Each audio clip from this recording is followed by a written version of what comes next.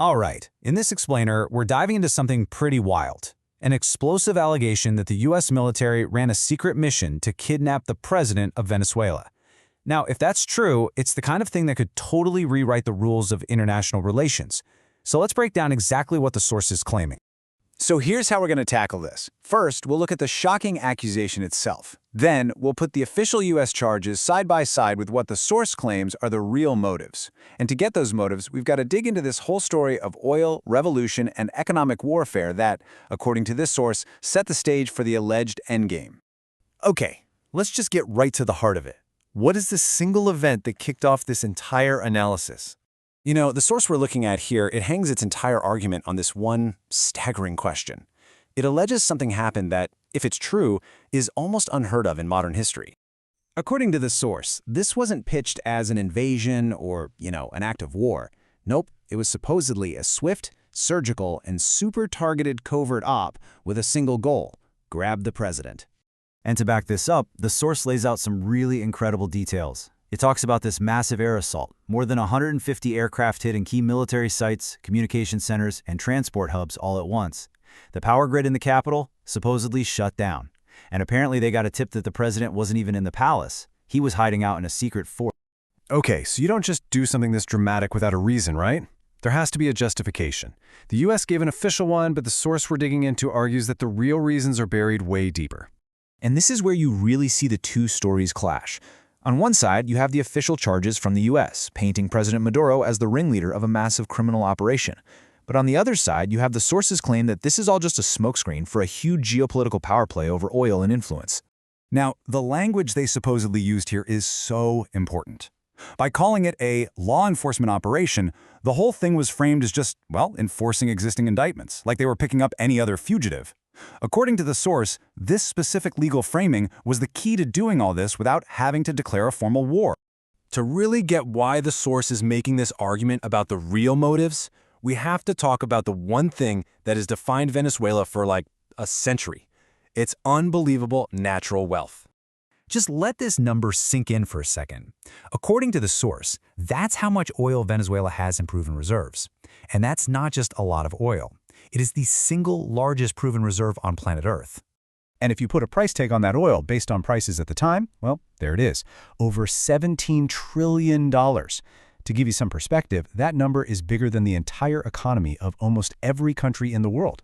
So the source paints this picture of how things used to be. It was this long-standing arrangement where, sure, the oil was in Venezuelan ground, but the real money, the big profits from refining it and selling it, were allegedly flowing straight to U.S. corporations. And that was the conflict just simmering under the surface, about to boil over. And the guy who came along and just cranked the heat all the way up on that simmering conflict, that was one of the most charismatic and, controversial leaders of the 21st century, Hugo Chavez. I mean, just look at this political journey. It's pretty remarkable. He goes from being a failed coup leader, thrown in prison for trying to overthrow the government, to winning a landslide democratic election just 6 years later. And that 2002 coup attempt is a huge moment. The source claims the U.S. was involved, and it points to the massive popular uprising that put Chavez back in power in less than 48 hours as proof of his rock-solid support. And once he was in power, Chavez did not waste any time. He took state control of the oil industry, rerouting profits that were going to foreign companies and using them to fund social programs at home. And this is crucial. He also started building strong alliances with America's main geopolitical rivals. The source argues that every single one of these moves put him on a direct collision course with U.S. interests. So, fast forward. Chavez dies in 2013. His successor, Nicolas Maduro, takes over, and this is where the source claims the whole strategy to regain influence over Venezuela, it shifts. It moves away from political pressure and into all-out economic warfare. And this right here was supposedly the main weapon in this new kind of war. I mean, think about it. For a country whose entire economy depends on oil revenue, a 70% price collapse isn't just a recession. It's an absolute catastrophe. So how did this happen? Well, the source lays out this theory of a coordinated global strategy. It claims the U.S. started flooding the market with its own oil. Then, and this is the key part, instead of cutting production to keep prices stable like they usually would, OPEC nations also ramped up production.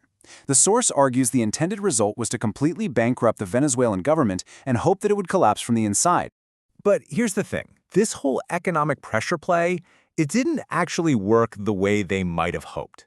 The government held on. It didn't collapse. In fact, the source calls it a strategic backfire because the crisis ended up pushing Venezuela even deeper into the arms of China and Russia, who are more than happy to step in with loans and support. And that, right there, brings us completely full circle. If political pressure failed and economic warfare failed, the source asks, what was the final move on the chessboard? So the source presents this as the endgame. The logical, maybe even shocking, next step was that after years of trying everything else, direct military action was the only option left on the table to achieve Washington's goals in Venezuela. So what were those goals? Well, the source really boils it all down to these three things. 1, replace the current government with one that's friendly to Washington. 2, get access to that $17 trillion ocean of oil on favorable terms again. And 3, send a huge message to China and Russia by taking out their biggest ally right in America's backyard. And to really hammer this point home, the source makes a really stark comparison. It basically asks, hey, if this is really about drugs, why not go after other countries that play a much bigger role in trafficking? And the answer it suggests is simple. Those other countries don't have the world's largest oil reserves. And so what we're left with after digging into this source's narrative is a really fundamental question. In a world with competing global powers and resources that are running out, who gets to draw the line between a country's right to its own stuff and a superpower's interests? It's a question that's shaping our world right now. Thanks for tuning into this explainer.